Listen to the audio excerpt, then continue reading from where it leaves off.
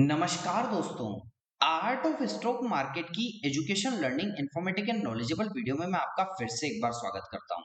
दोस्तों, आज हम जिस कंपनी के स्टॉक के बारे में आप लोगों से डिस्कशन और एनालिसिस करने वाले हैं ना, education learning information knowledgeable purpose से, वो कंपनी दोस्तों आपको स्टील मेकिंग सेक्टर से जुड़ी हुई कंपनी देखने को मिल जाएगी। तो दोस्तों, आज हम बात करने वाले हैं सेल लिमिटेड के बारे में, steel authority of India limited के बारे में। इसका प्राइस 178 रुपए के आसपास में क्लोज हुआ 1.14% की पॉजिटिवनेस के साथ। मार्केट कैप्शन 73,713 करोड़ के आसपास का देखने को मिला। तो दोस्तों, हमने कंपनी का नाम, इसका प्राइस और मार्केट कैप्शन को समझा, और आज हम जो सेल की बात करने वाले हैं वो स्टील मेकिंग कंपनीज के तौर पर में जानी जाती है। तो आइए दोस्तों, इसके ओवरव्यू को समझते हैं, इसमें अबाउट सेक्शन को समझते हैं, इसके बिजनेस ओवरव्यू को देखते हैं, इसके रेवेन्यू एक्सपेंशन को देखते हैं, इसके जोग्राफिकल एक्सपेंशन को देखते हैं, और किस हिसाब से कंपनी फ्यूचर फोकस कर रही है उसको दोस्तों ब्रॉडर व्यू में समझने का प्रयास करते हैं। तो दोस्तों, जैसा कि आपको पता ही है, आज हम किसकी बात करने वाले हैं? आज हम बात करने वाले हैं Steel authority of India Limited, SAIL Limited की बात करने वाले हैं। दोस्तों, सेल इंडिया की लार्जेस्ट स्टील मेकिंग कंपनियों में से एक जानी जाती है। ये एक Maharatna public sector undertaking company है, जो कि गवर्नमेंट ओन्ड कंपनी है। गवर्नमेंट ऑफ इंडिया की 65% स्टेक आपको इसमें देखने को मिल जाएगा। यदि बिजनेस ओवरव्यू को देखें तो कंपनी करती क्या है, इसको यदि दोस्तों हम समझने का प्रयास करें फिलहाल के सेशन में, तो जो सेल की बात करने वाले हैं ना, स्टील अथॉरिटी ऑफ इंडिया की, वो आयरन और स्टील प्रोड्यूस करती है। इसके 5 बड़े इंटीग्रेटेड प्लांट और 3 स्पेशल प्लांट्स आपको फिलहाल के सेशन में देखने को मिल जाएंगे करंट लेवल पर। मतलब स्टील सप्लाई करती है, और इन सेक्टर्स में दोस्तों लगातार कंपनी एक्सपांड करती है। अब दोस्तों, स्टील की सप्लाई किन सेक्टर्स में होती है? तो दोस्तों, कंस्ट्रक्शन में कंपनी सप्लाई करती है, रेलवेज में, ऑटोमोबाइल में, पावर में, डिफेंस में। इनमें प्रोडक्ट और कंपनी क्या बेचती है, तो 50 प्लस स्टील प्रोडक्ट बनाती है कंपनी फिलहाल के सेशन में। इस कारण से दोस्तों कंपनी को जाना जाता है। अब कंपनी की मेन कैटेगरीज की बात करें ना स्टील मेकिंग की, तो फ्लैट स्टील मतलब प्लेट्स एंड शीट्स बनाती है, long steel bar and rods बनाती है, और सेमी प्रोडक्ट भी कंपनी कहीं ना कहीं बनाती है।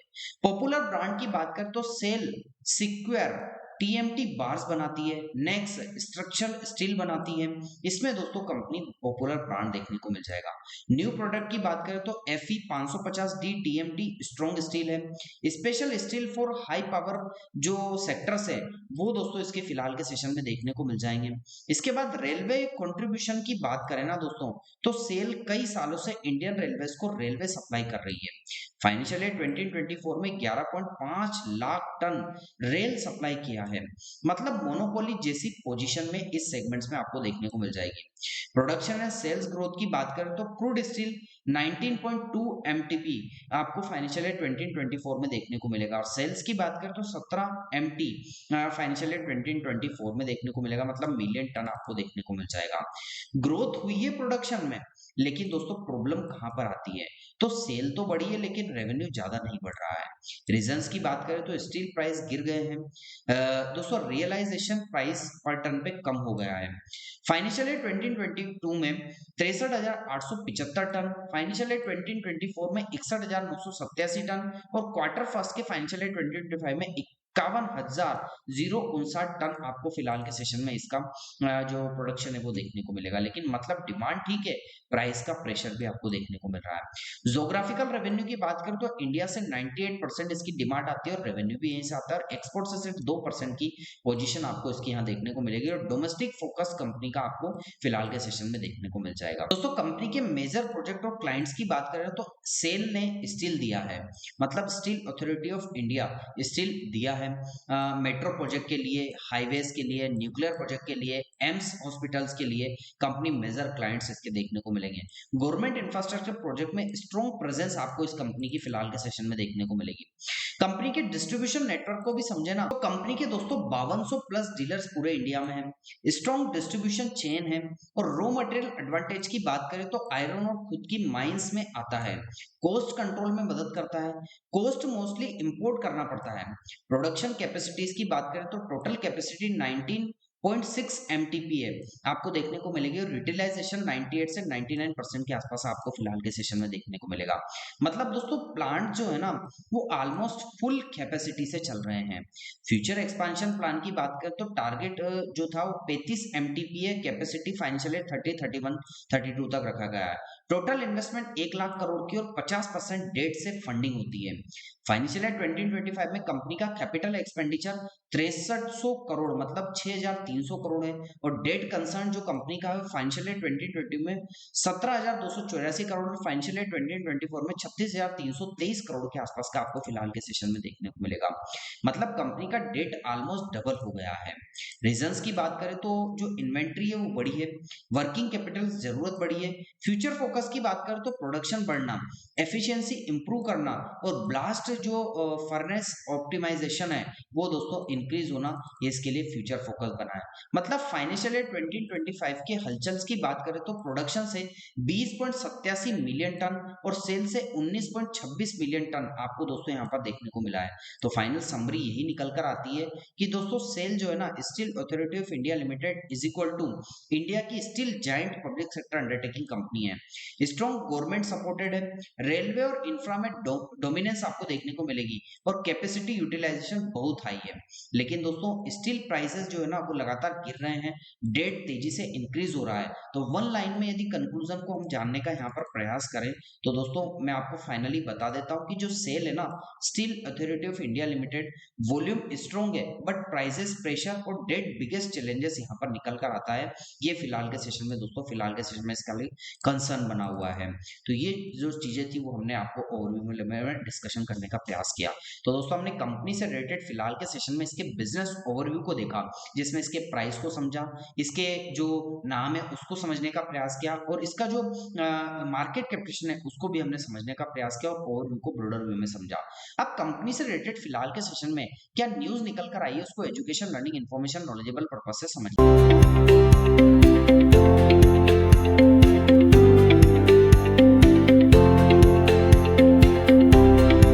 दोस्तों मैं कंपनी से रिलेटेड न्यूज को डिस्कशन करने से पहले आप सभी लोगों को एक बात से अवगत करा देना चाहता हूं। मेरे द्वारा जो यहाँ पर न्यूज डिस्कस की जाएगी मैं various valuable informative and knowledgeable sources से और वैल्यूएबल सोर्सेस से न्यूज लेता हूं, वहां से न्यूज लेता हूं, उसको सेग्रीगेट करके और आसान भाषा में आप लोगों को डिलीवर करने का प्रयास करता हूं। तो दोस्तों न्यूज निकल कर आई कि 15 साल की ऊंचाई पर पहुंचा है महारत्न कंपनी का ये शेयर।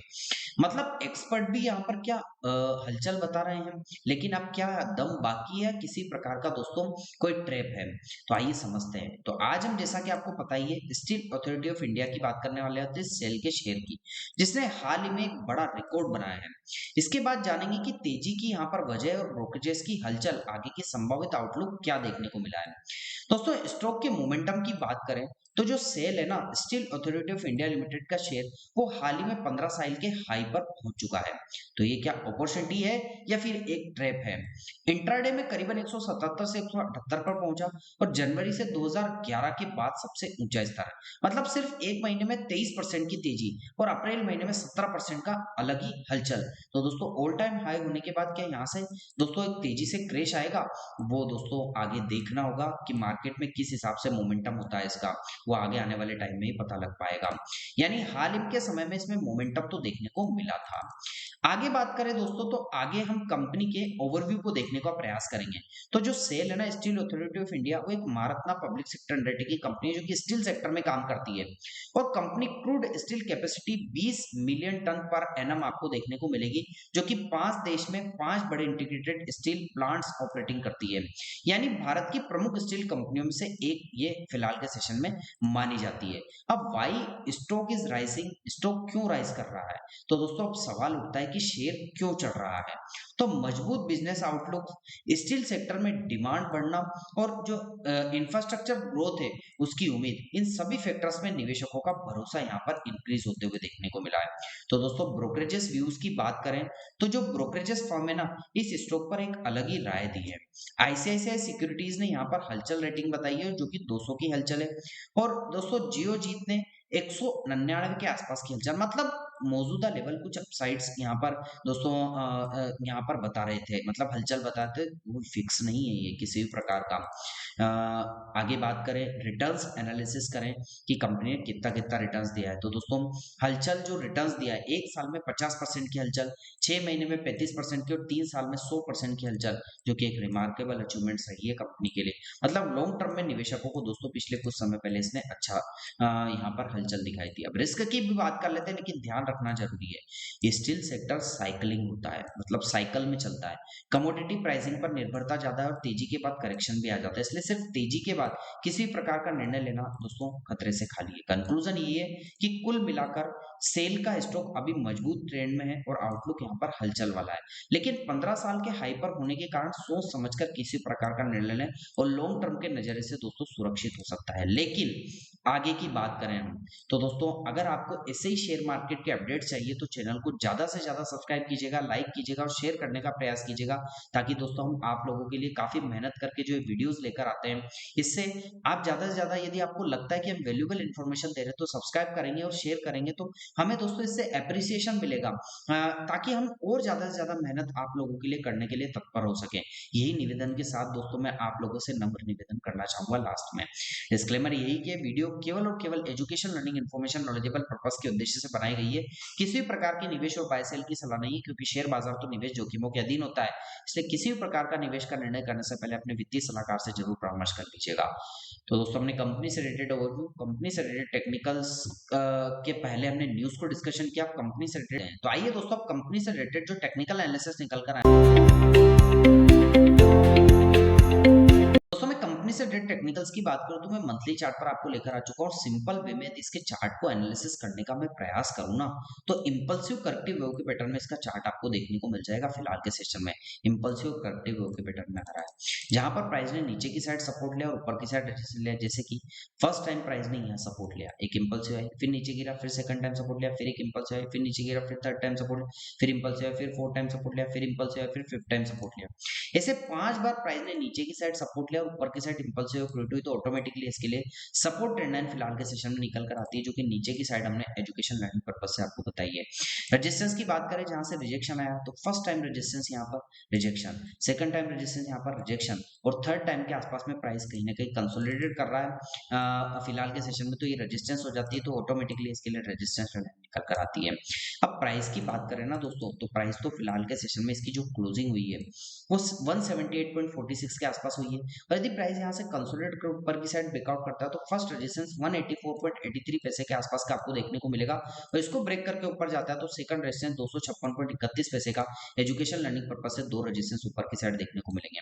लेकिन ऐसा होता है कि प्राइस यहाँ से रिडक्शन करता है और नीचे की साइड आता है, तो फर्स्ट सपोर्ट इसके लिए 141.59 और सेकंड सपोर्ट नीचे की साइड 100.99 का एजुकेशन लर्निंग पर्पस से नीचे की साइड सपोर्ट देखने को मिल सकता है। तो दो सपोर्ट नीचे, दो रेजिस्टेंस ऊपर, और कैंडलस्टिक का बिहेवियर हायर और हायर पोजीशन में इंपल्सिव करेक्टिव वेव के पैटर्न में ऊपर की साइड बढ़ते हुए देखने को मिला है। स्ट्रेंगल पैटर्न में वो हमने डिस्कशन किया, तो रेजिस्टेंस सपोर्ट को डिस्कशन किया।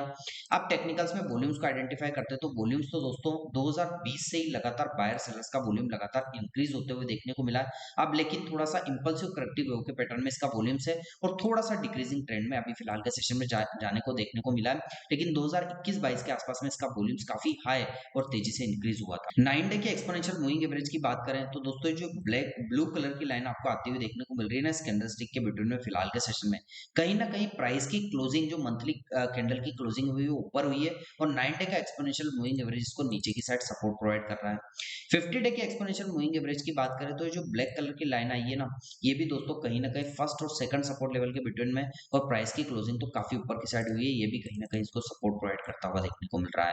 तो ये दोनों चीजें हम आप लोगों से डिस्कशन करने का प्रयास किया। तो दोस्तों ओवरऑल टेक्निकल्स को भी जाना, ओवरव्यू जो इसका था उसको जाना, और न्यूज लेवल को जाना। दोस्तों कैसा लगा आपको मेरा न्यूज, टेक्निकल और कंपनी से रिलेटेड ओवरव्यू का education, learning, information, knowledgeable video आप लोगों को अच्छा लगा हो तो आप चैनल को जरूर सब्सक्राइब कीजिएगा, लाइक कीजिएगा, शेयर कीजिएगा, और आपको लगता है कि हमारे द्वारा बनाई गई वीडियो में कोई कमी है तो कमेंट सेक्शन में बताइएगा, ताकि आगे आने वाली इन्फॉर्मेटिव लर्निंग वीडियो में और वैल्यूएबल और इन्फॉर्मेटिव और नॉलेजेबल वीडियोस आप लोगों के लिए लेकर आ सकूं। मिलता हूं दोस्तों अगले दिन अगली नई स्टॉक मार्केट की एक नई एजुकेशन लर्निंग वीडियो के साथ, तब तक के लिए आप लोगों से इजाजत चाहता हूं। जय हिंद, जय भारत।